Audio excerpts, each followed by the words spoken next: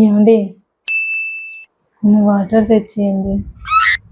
నువ్వు తెచ్చుకోలేవా? ఇప్పుడు మీరు తెచ్చిస్తారా తెచ్చియరా?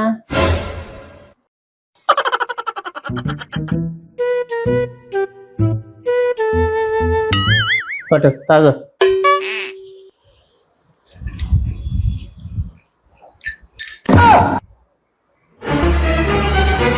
తాగు, దప్పికేతున్నాను. తాగు. వాటర్ లో స్పూన్ ఎలా వచ్చింది? అదేదో పొరపాటు పడిందిలే.